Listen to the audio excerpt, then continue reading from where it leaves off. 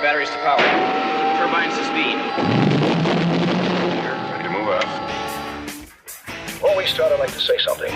There's no reason why you shouldn't have complete confidence in your chances to come out of this thing alive in one piece. From coast to coast, from border to border, from one end to the other, and all points in between. The Classic Guitar Rock Podcast is on. Yes! That's awesome! We crank up and break down the great guitar-driven rock of the 70s and 80s, and you are invited to come along. We got a full tank of gas, half a pack of cigarettes, it's dark, and we're wearing sunglasses. Hit it. And now your hosts, Jeremy and Jeff. 1/2 teaspoon for fast, effective relief. It's time for the Classic Guitar Rock Podcast. Welcome to the Classic Guitar Rock Podcast, episode 13 this week. I'm Jeremy, and I'm here with Jeff. Jeff, how's it going this week?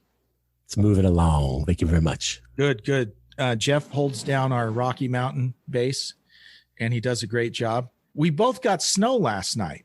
Here it is almost the end of February, and we're finally starting to get snow where I live. We've had kind of a bummer year in terms of snow. It happens a lot the last 10 or 20 years, I feel like. Yeah. There'll be a really kind of just a crapshoot December, January, February, and then boom, spring skiing comes. And then next year, by Thanksgiving, we could have 2 feet of snow. So we'll see how it goes.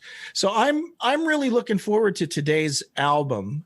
This is an album that neither Jeff or I were super familiar with, and I'll be interested to hear what you thought about it, Jeff. And I learned a lot this week as I kind of delved into this album. Our album today, by the way, is Smokin by Humble Pie from 1972, and we'll get to that in here in just a sec. I did want to share one thing with you, Jeff, and with everyone else. I subscribed to this YouTube channel, probably a year ago. It's a young lady in the UK named Ches Kane. I saw her singing, I think it was a Pat Benatar song. And I remember just seeing this, and it was just, it's just her. I think it was even black and white. She's just in a little recording booth with the mic, and she was singing a Pat Benatar song, and she was really good. And so I just subscribed. And so every few weeks when a new video came up, I'd watch her, and she's singing like Pat Benatar and Vixen and all this 80s hair metal stuff and Lita Ford, baby. Lita Ford. Yeah, that's totally what she does. But it's really good, and I like it. And it's not just her vocals. Her vocals are great. But the whole point I'm getting to is she has a new album out. It's coming out in March, and it's on Frontier Records. We've talked about Frontier in the past. Frontier is kind of promoting this whole melodic rock, 80s style rock. And I've heard a couple songs from her album, and they're good. I mean, they sound like 1986, right? They sound like her, but her vocals are really good.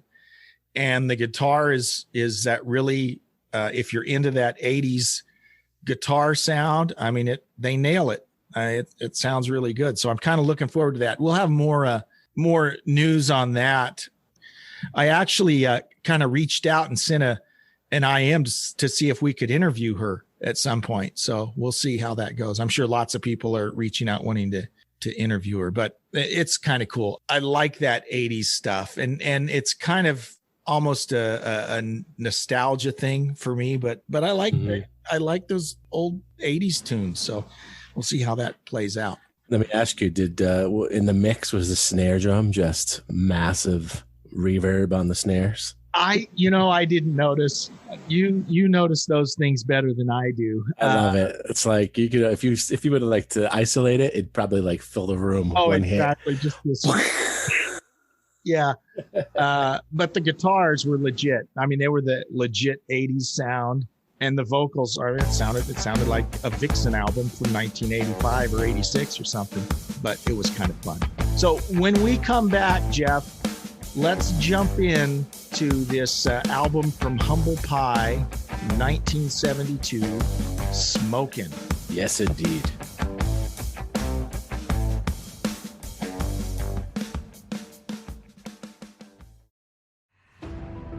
This episode is brought to you by Peacock. The new Peacock original documentary, Matthew Perry, A Hollywood Tragedy, dives deep into the beloved actor's rise to fame and his tragic death. 5 people, including Perry's personal assistant, 2 medical doctors, and an alleged Hollywood drug dealer known as the Ketamine Queen, were charged with conspiracy to illegally provide Perry with the ketamine. Explore the details of the case in this heartbreaking special, streaming now only on Peacock.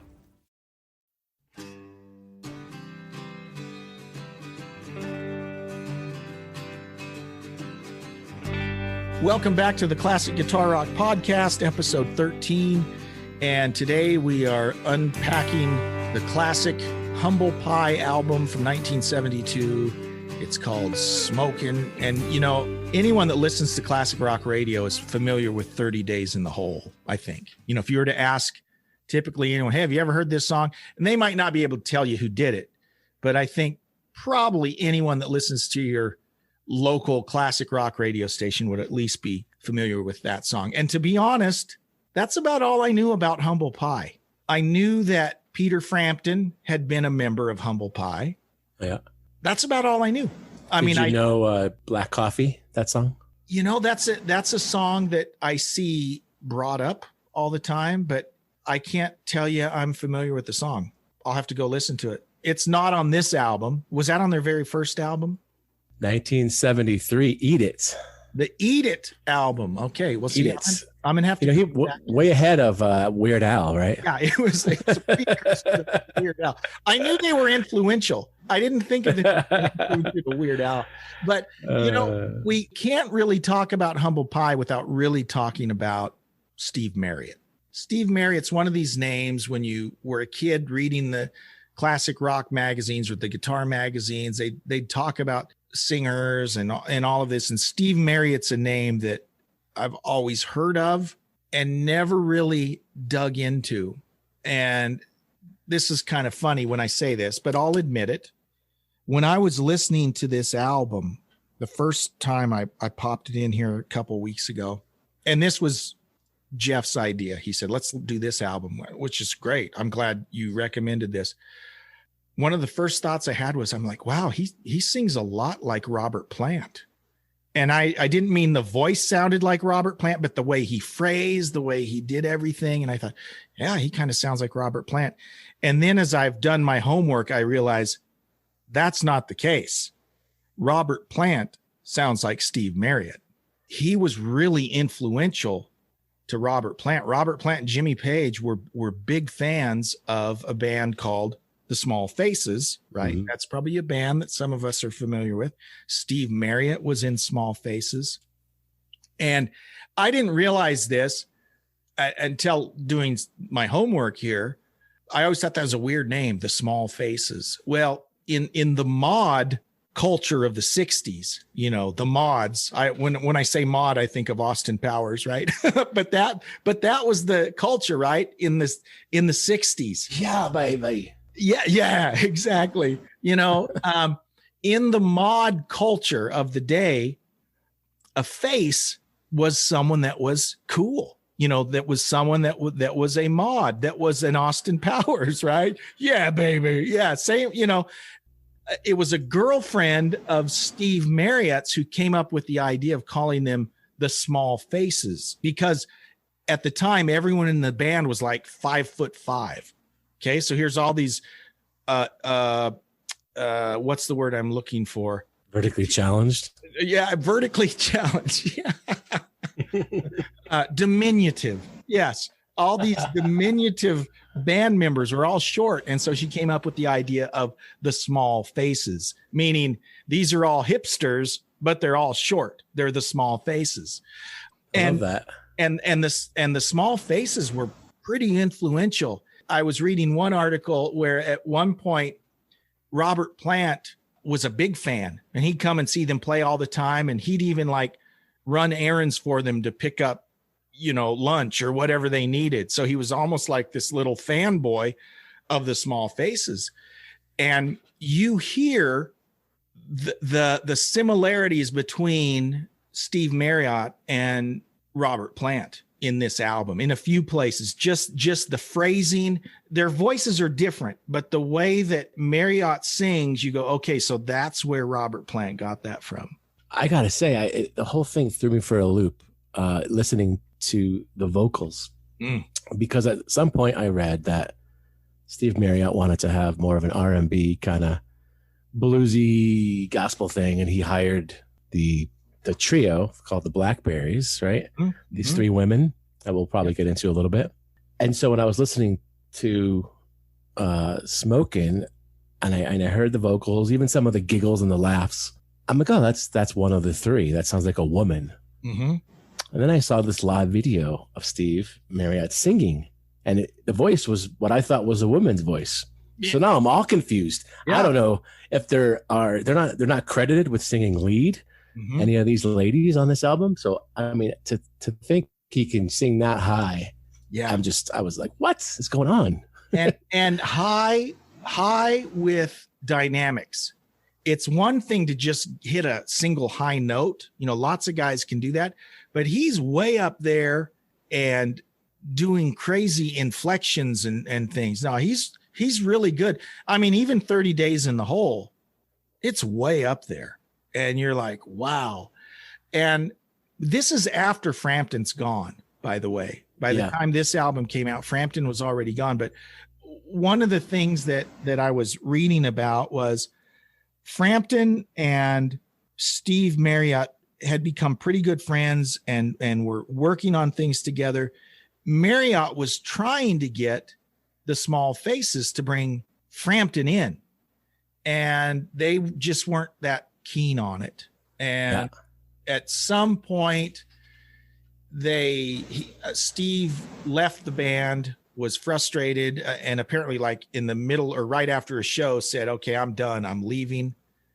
And then that's when he and Frampton hooked up and started Humble Pie. The Small Faces became the Faces, and Marriott was replaced by a guy we've all heard of named Rod Stewart. And it's funny. I listened to the album before I started doing my research, and it was one of these songs on this album. I think it was Come On Everybody was the one I heard that. And I said, man, that sounds like a Faces song. And then I go back and do all my homework and realize, well, kind of makes sense. He was in the Small Faces, and then they just kind of replaced him with Rod Stewart when he left. But much of that musical core is still there. When we did our Rock and Roll Family Tree episode, Steve Marriott and the Small Faces play heavily into this whole family tree because there are so many tendrils that come out of the Small Faces. One of the interesting ones is Greg Ridley, who was the bass player. He came out of a group called Spooky Tooth. And Spooky Tooth, if you look at Spooky Tooth's personnel, there's like 50 guys have been in that group. You got Mick Jones, who was in Foreigner. You got Gary Wright of Dreamweaver fame. I don't know who else. I mean, there's a jillion people in there. And this ties you into other people. Frampton was replaced in Humble Pie by a guy named, what was his name? Clem Clemson. Clem Clemson. I think Clem was a nickname, John Clemson, but Clem Clemson replaces Frampton. Well, he later played with Cozy Powell in a band. And once you're tied into Cozy Powell, you're tied into every single band that's ever played pretty much. But again, this is one of those UK bands that are tied to almost everyone through that rock and roll family tree. I tell you, I would love to have been 16 years old in 1968 or 69 in England, wherever. It was I mean, something was in the water, right? How many bands? And it seems like it was so small. You know, London's obviously a big city, but all of these people knew each other, and they all played with each other in various permutations, you know, and that's why everyone's tied together like that. And Steve Marriott, he was a mover and shaker. I mean, when he was 18 years old, people like Pete Townsend and the Rolling Stones, they were coming to his house. You know, they were hanging out with him in his apartment. He was a mod I mean, he was Austin Powers before Austin Powers was. And it goes back even further. He was a child actor. So he started in like 1960 or 61 as a child actor, and he was on TV shows and in commercials. He played the Artful Dodger in Oliver Twist. And in fact, he appears on the recording of the stage show of Oliver Twist. This is before the movie Oliver came out in like the early 70s, but he was on some of the early, records of Oliver Twist. So kind of was in the spotlight from an early age, and not just a great singer, great guitar player. Singing while playing the guitar. Oh yeah. Like and not playing simple stuff. I mean, he was good. And sadly, like many artists of the day, he was ripped off by record companies, and there were situations where it looked like they got ripped off when they were in the Small Faces. It looks like even in Humble Pie, they were ripped off and weren't paid what was owed to them. And after Humble Pie, he kind of tried to do his own thing in the 70s. And there's several albums that you can find, live albums of Steve Marriott or short reunions of Humble Pie where they do a one-off tour or a live album. But he never really regained, the position he had. And it looks like in fact, I've read articles about how he didn't have any money. And sadly, he died in a house fire in 1991, I think, April of 1991. So he's kind of a sad figure because he's still viewed as one of the great vocalists of that era. And he just did not have the same level of success that many of his compatriots had at that time. Clearly, I mean, look at Frampton. I mean, Frampton had one of the biggest albums ever, biggest live albums ever. But yeah, Steve Marriott didn't have that same fate. So I read, the infamous Grand Funk Railroad opening playing Shea Stadium. Yes. At that time, they actually broke the record that the Beatles held for the fastest selling out. And the Humble Pie opened for Grand Funk at that show. I'll save this for once we start going track by track. But it's funny you mentioned Grand Funk because, albums are a snapshot of a time, right? So this is 1972. Think about the bands that were big in 1972. Grand Funk was one of them. Rare Earth. Okay. And I think of Rare Earth when I hear this because there's a lot of soul and R&B in this album. You hear, to me, I kind of hear some Bad Company, but it's like Bad Company with a lot more soul. If that makes sense. I'm not a gospel expert or anything, but it certainly has this gospel mix with rock and roll. Big time, especially bluesy thing. Yeah, You're So Good For Me. I mean, that's a total gospel song. And you mentioned it earlier. I would say probably at least half the songs, I didn't count, but so many of these songs start out, you just hear the people talking in the studio. There's laughing, and it's a very loose type vibe, a very jam type vibe, if that makes sense. You hear a lot of laughing at the beginning. It's not real tight. You hear people talking, okay, they're counting it down. All of that banter's going on before the song start, which I think is kind of cool. I mean, it's just, you don't hear that a lot on records. All right. So let's jump in and just for fun, we're going to rate each song. So we'll give it 1 through 5. What do we give it? 1 through 5 guitar picks. I rate this 5 guitar picks. I don't know. I don't know what we call it. Okay. We'll go with guitar picks. Okay. Sure. So instead of stars, we'll go with guitar picks. So the album starts with a tune called Hot and Nasty. Great song. Now, are there ladies singing on this? I couldn't find any confirmation. But like you said, were they called the Blueberries or Blackberries? Blackberries. I've seen mention of the Blackberries. You obviously hear them on You're So Good For Me, but that's the only song I can tell for sure that there's ladies on. So I don't know. I think there was some credit of backing vocals, but it wasn't from either of the three Blackberries ladies, Doris Troy and Madeline Bell. But, I don't know. Maybe back then they're like, we're just not going to credit these ladies. Which is very common. Oh, that's totally very common back then. Yeah, totally. And that could be. But this song is a good, very soulful, and that's why it kind of reminds me of Rare Earth. Rare Earth, people don't realize, Rare Earth was signed to Motown, and they were a white rock band, but they were signed to Motown, and they were very funky, very R&B.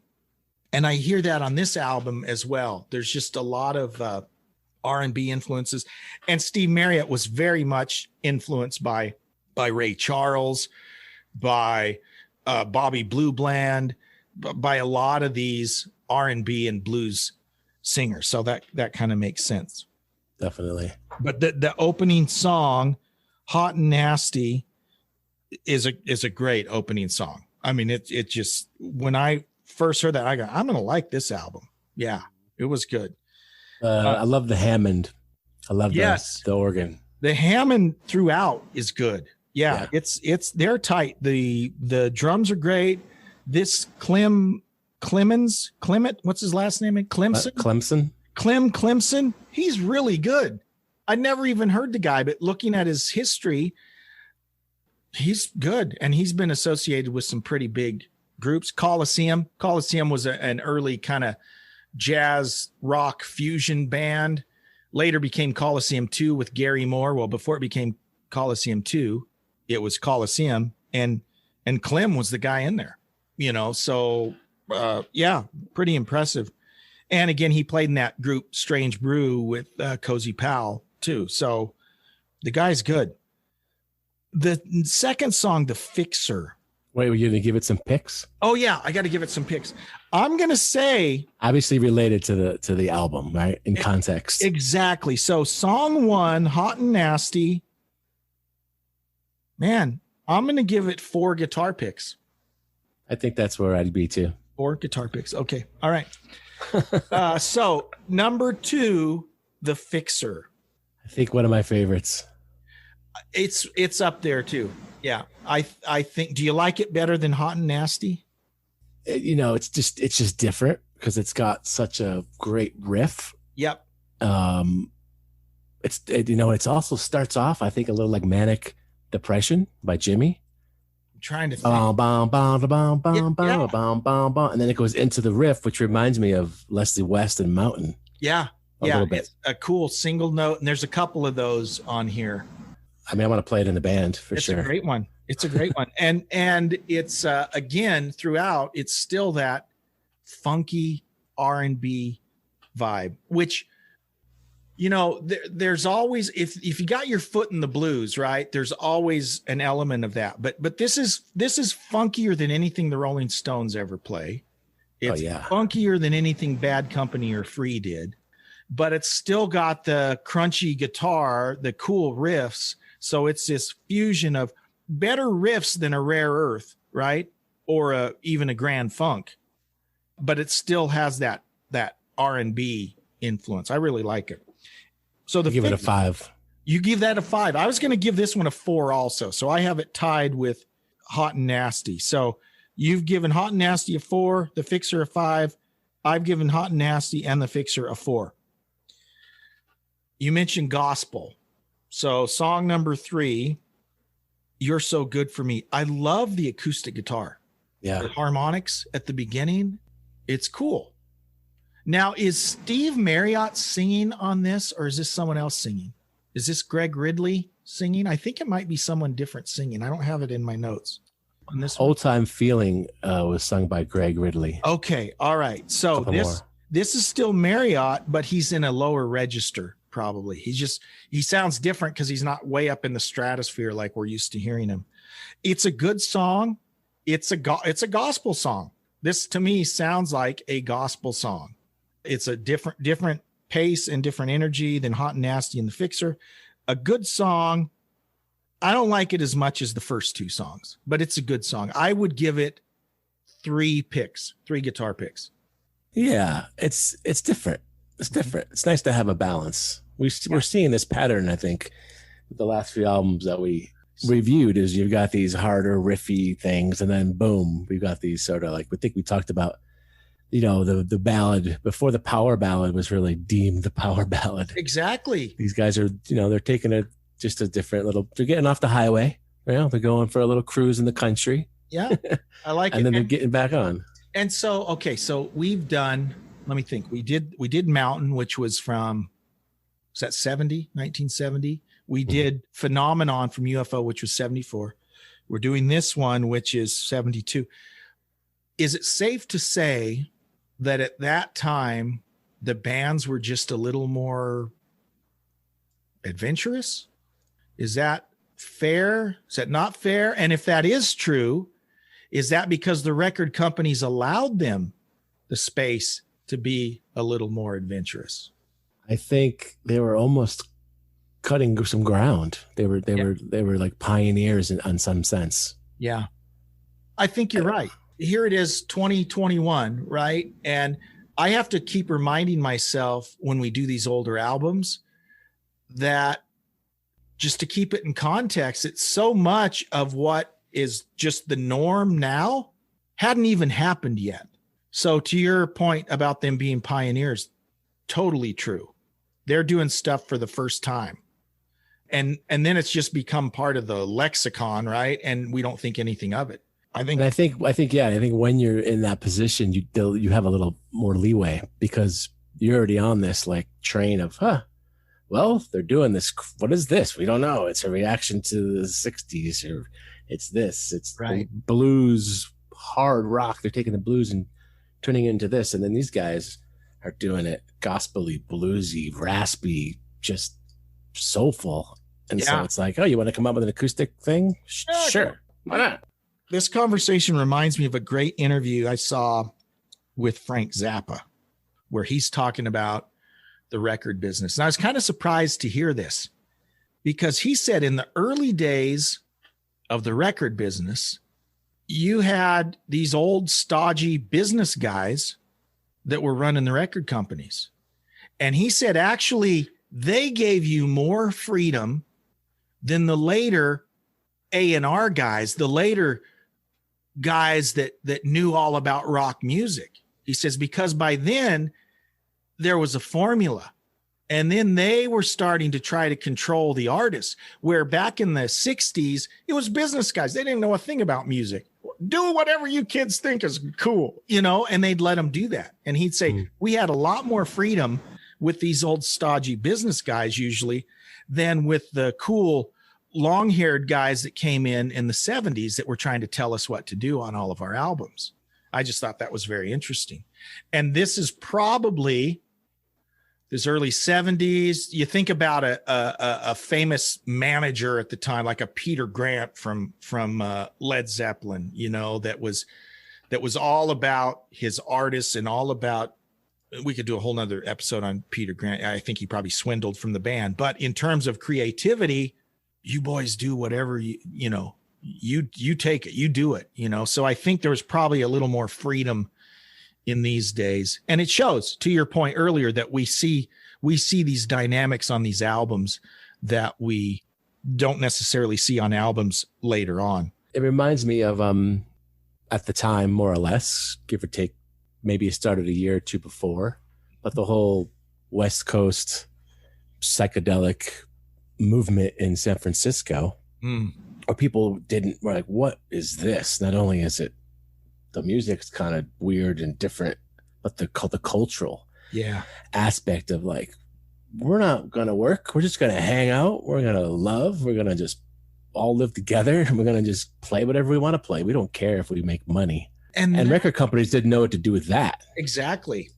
And I'm glad you said that, because as I listened to that, and I don't mean this in a negative way, but when I hear this album, I hear those elements of, what I say, if I say like hippy dippy, it's like it's loose, right? It's very loose. You've used the term quantize. It's not, this is very organic.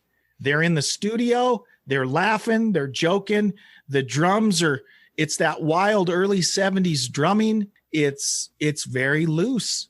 And I think that's a cool thing. And we kind of lost that later on, but it's here, and it's a very soulful R&B vibe with rock laced throughout.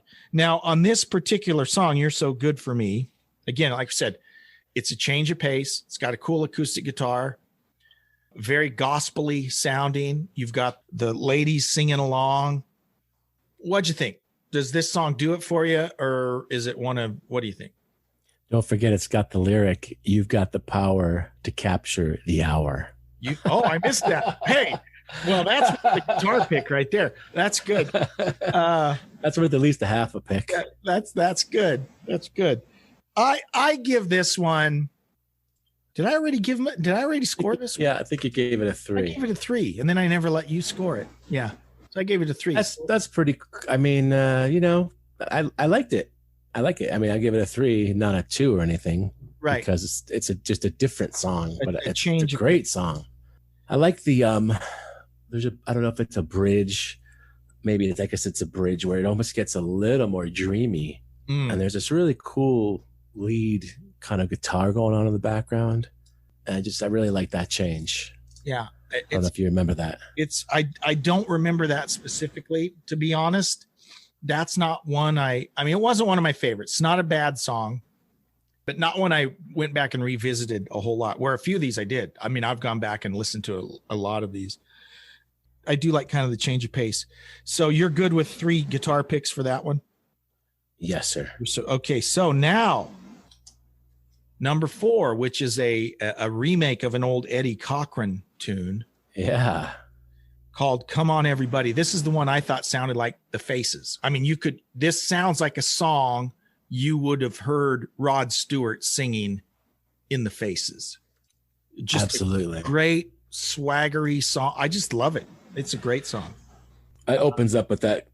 I feel like it's a Fender Tweed deluxe, just that real crunchy, very crunchy. You can tell it's loud, whatever it is. Yeah. Yes. I love this. This is probably, I'm giving this 4.5 stars. Woo. I like it. I rated it higher than both Hot and Nasty and The Fixer. I gave it 4.5 stars. Okay. Wow. I know. All right. What about I'm gonna give it 4. Okay. All right.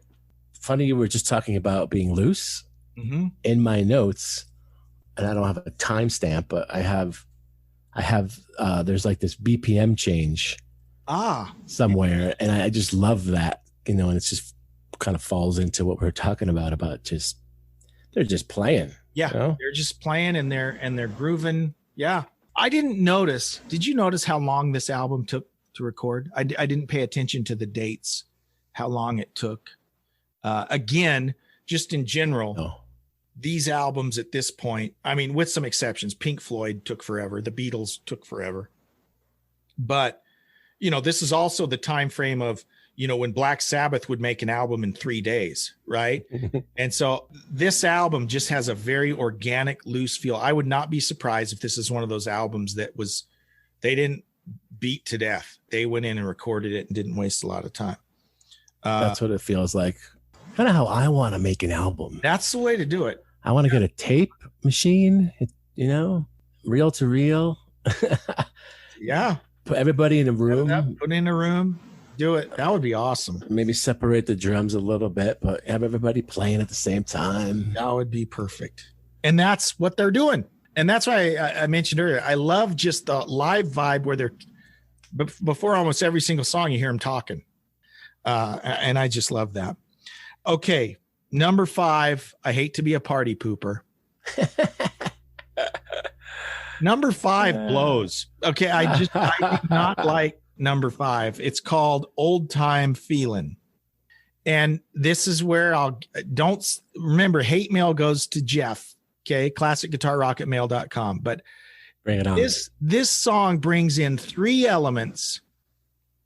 Is it 3 elements? 2. There are 3 things that I do not want in my classic rock. This is Jeremy being super judgmental. Okay. I do not want boogie woogie piano. in my classic rock. I don't want it. I'm fine with the B3. I love the Hammond organ, but I don't want the boogie woogie piano crap. And this has a lot of that. And Jeff Beck, love Jeff Beck. And you listen to some of the early Jeff Beck stuff. You got Jeff Beck, you got Cozy Powell on drums. Can't remember the singer. Great singer. And then you got this honky tonk saloon piano player just desecrating the rest of the song. I hate it. Don't get me started. So we got the boogie woogie piano. I wonder how many picks this is going to get. I'm not going to give it much. It's got the boogie woogie piano. I have a little tiny jazz pick. I'll give this half of a Dunlop jazz pick is what this one gets. I don't like it. This does not. I guess for me, it's almost just another extension of a rocky blues thing. It's just a softer, happy, bouncy thing. But I get what you're saying. Yeah. I get what you're saying. I mean, you could almost say the same thing about any song that has a mandolin. Well, if it's in a rock song. Here's the thing. Okay. And this is, let's just put it on the table. Okay. I don't want to lie. Boogie woogie piano followed by horns. I don't want horns. I don't like horns. Well, let me rephrase that. Some bands, I love horns. I love Chicago. Okay. It wouldn't be Chicago without horns. But I got one of my biggest arguments with the guy talking about a UFO album from 1982 called Mechanics that starts out with one of the most jamming guitar riffs ever on a song called The Rider. And then all of a sudden these Memphis horns come in and I'm like, oh, what are you doing? You just ruined this song. So I hate horns. Okay. I'm so bad. And this song has this too. I'm not a big fan of harmonicas. I'm just not. So now I've crushed everyone's dreams. I don't want the boogie woogie piano. I don't want horns. I don't. What do you want? I don't know. But yeah, this song just doesn't do it for me. There's harmonica in the Fixer. I know, but it's okay in that. It's buried a little bit in the mix. And there are some great songs with harmonica. Neil Young has harmonica in a lot of his songs that I love, right? But at this point, it was just pissing me off because I was already mad about the boogie woogie piano. And then you're going to bring in a harmonica on top of that. I'm like, oh. But yeah, this song did not do it for me. Sorry. It gets half a jazz pick. And for those of you that don't know, the jazz pick is a really little pick. And I'm giving half of that for this. Wow. I know that was harsh. What about you? What do you think? How are you going to? This was the song sung by the bass player, right? Yes. Craig Ridley. Yeah. And also Alexis Corner. I saw guests on the track. Okay. Is that right? Yeah. And he's doing vocals and a tipple, which is like a mandolin, right? Yeah. That's a new. They're throwing it all in. You know what they needed on here? They needed a banjo and a tuba. And then it would have been. Then they would have had maybe a trombone. They could have. Anyways, sorry. Now I'm just being. Why don't we just get a carnival band? That's right. I'm gonna give it a 3 just because I need to give it a little love. Okay. All right. Well, good for you. All right. I appreciate it. It reminded me of Sitting on Top of the World, which I learned when I first moved here on guitar. It's like a bluegrassy, folky song. Yeah. So it kind of made me feel that. So I liked it. Didn't love it, but I liked it. I'm glad you liked it. But that one didn't do it for me. I would be completely fine. And you know what? If they would have just left that song off, we would have 8 songs on the album, which is fine. 8 songs is great. Instead, we've got 9. But yeah, that's the only song that I did not like. So side 2 kicks off with 30 Days in the Hole. And 30 Days in the Hole, probably still my favorite song on the album. It's just the singing. I mean, this is one of those iconic songs. I've heard it pretty much my whole adult life. And to be honest, kind of surprised I never dug a little further because I've always loved this song. again, ladies, is it who's singing all the high parts? Is it only him? Is it the ladies? Is it? It's probably him, and there's probably some of the ladies singing with him. Now that, as I'm hearing it in my head, I think the background singers are probably helping out there, but this is a stellar vocal performance by Steve Marriot. It's awesome. Unbelievable.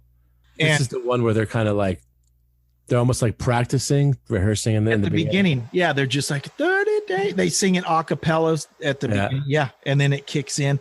And that's cool because when you hear it on the radio, you don't hear that part. They just start with the beginning of that little guitar. Is that right? Beginning. Yeah, it's just great. I like the drum sounds, the mix. Yeah, I love it. I feel like it's right there, right in front of your face. Yeah, it's a classic. Covered by lots of artists. Lots of artists have done it. And I knew Frampton was in Humble Pie, and I always assumed Frampton was the one playing on that song, but it's not Frampton. It's our buddy Clem. But just a great tune. And then the one after this. Oh, wait, you got 5 picks for that one? Oh, yeah, I forgot. That's 5 picks. Yeah, that one gets 5 picks. Me too. Classic. And then I really like the next one. It's called Roadrunner's G Jam. So we know what key it's in, right? And this was the product of a jam, right? That they just kind of put together. It's great. So Roadrunner, okay, the Roadrunner song, Holland, Dozier, and Holland. Songwriting production team made up of Lamont Dozier and brothers Brian and Eddie Holland. They wrote lots of songs and produced and arranged that define the Motown sound of the 60s. So Holland, Dozier, Holland, a big part of the Motown sound. And they call this, and there was a song Roadrunner that they wrote, and that was done by one of the big Motown groups. And so this is kind of a rave up of that song, but they call it the G Jam because they changed it up quite a bit. But they do credit Holland, Dozier, Holland for the writing. Again, something that Led Zeppelin wouldn't have done. And the best part about this song for me is Stephen Stills is playing the Hammond. Yes, Stephen Stills makes an appearance on this song, and I think is helping with the background vocals too. So that's awesome. Apparently, he was next door recording, and just kind of strolled on over. And you hear of that happening so much. How many classic songs have you heard where, yeah, we were next door and they hopped in? Dwayne Allman on Layla, next door. And that's probably the most famous part of that album is Dwayne Allman's slide solo at the end of Layla. And he just was working next door and came in and did. I don't think he got paid for it. He might have, but that was so common. Then people would just sit in and play songs. There's a great interview with the Wrecking Crew, which was the studio musicians in LA. Glenn Campbell was one. I can't remember all the guys, but Glenn Campbell tells a story of there's a kid that used to come and hang out at the studio. He was like 15-year-old kid. And, he kind of got to be friends with all the guys because he just loved it and just like hanging out with them. And this 15-year-old kid played on a lot of albums and never got credit, never got paid. He'd just sit in and play with them.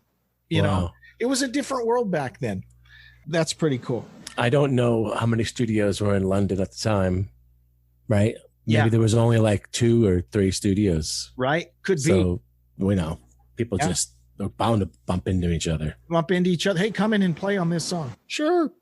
I like this one. I give this one 4 stars. What about you? Or I said stars. I meant guitar picks. I give it 4 guitar picks. Yeah, I'm going to just do 3.75. Okay. All right. Okay. Now, this leads me to one of my other favorites. Really? Which is I Wonder. It's got a few elements that I really like. I love song.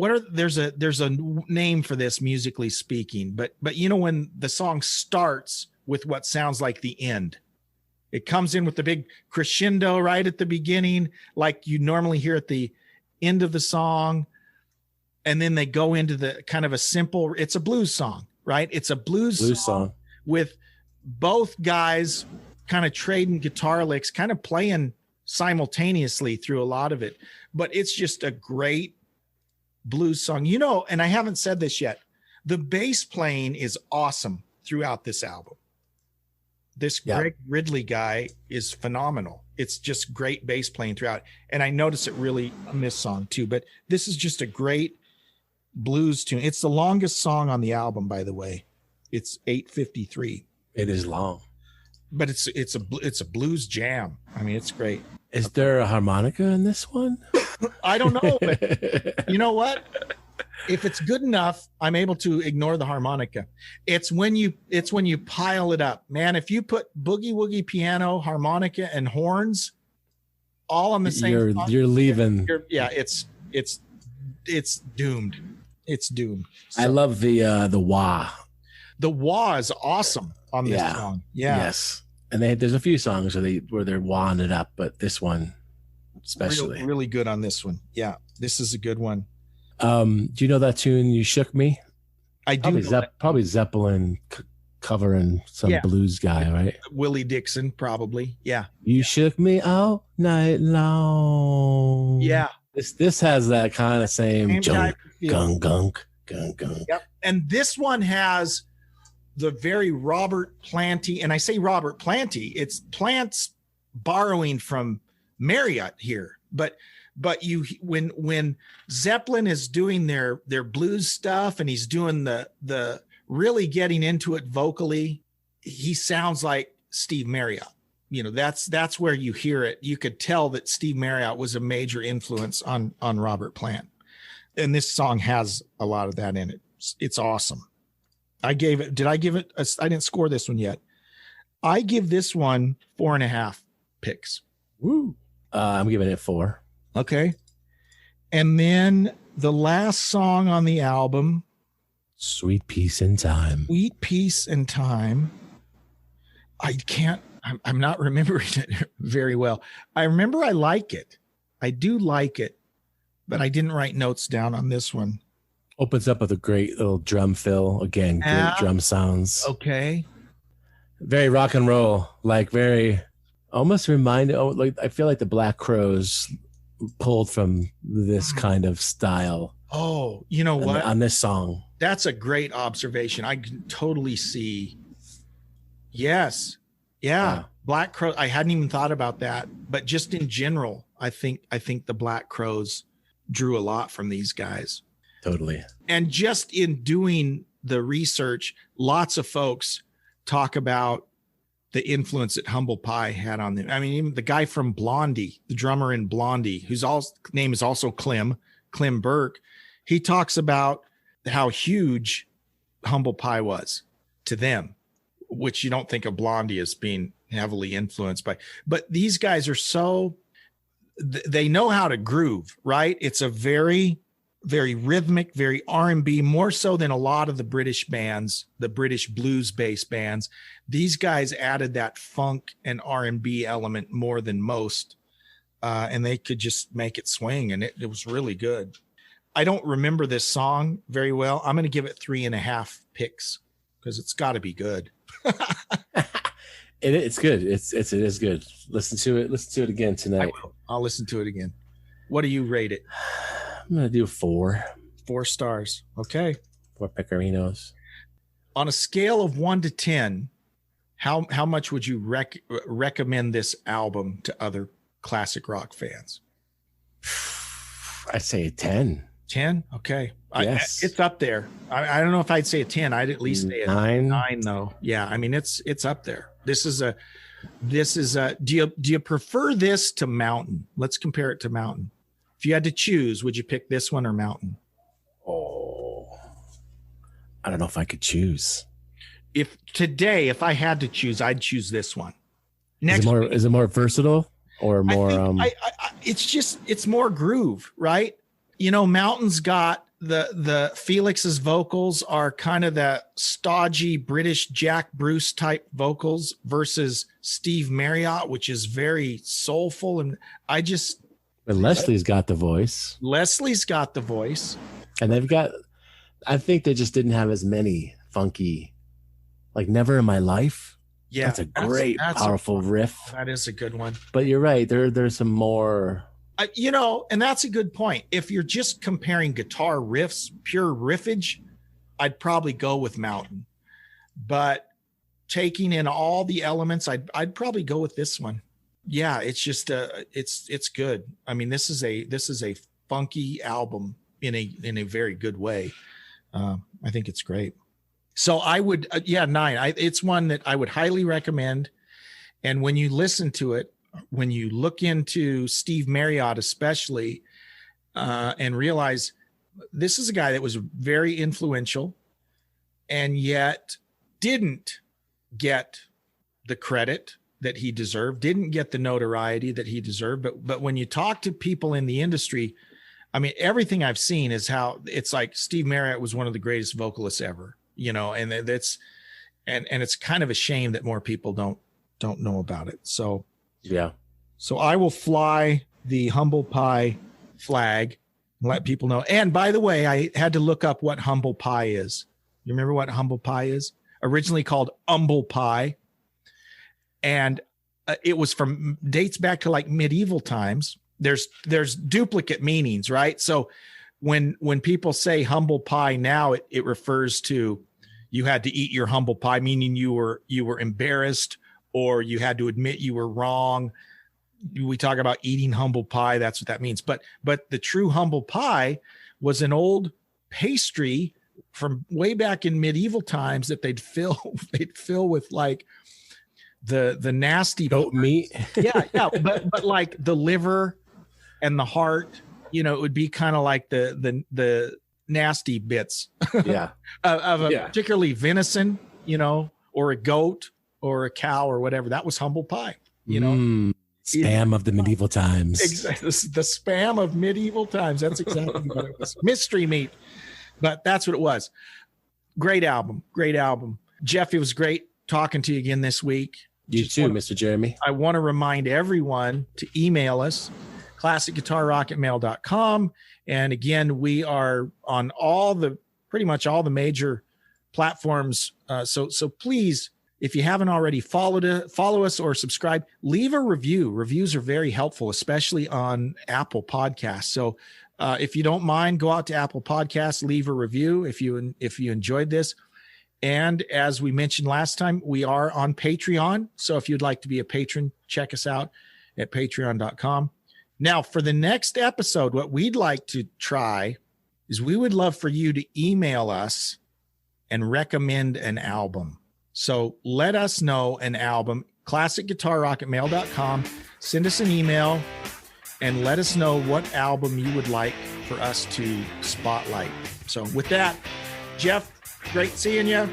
And you too, buddy. We'll see you next time on the Classic Guitar Rock Podcast. Keep rocking. Thanks for listening to the Classic Guitar Rock Podcast. Please like, subscribe, and share. You can email us at classicguitarrock@mail.com. We'll see you for the next episode of the Classic Guitar Rock Podcast.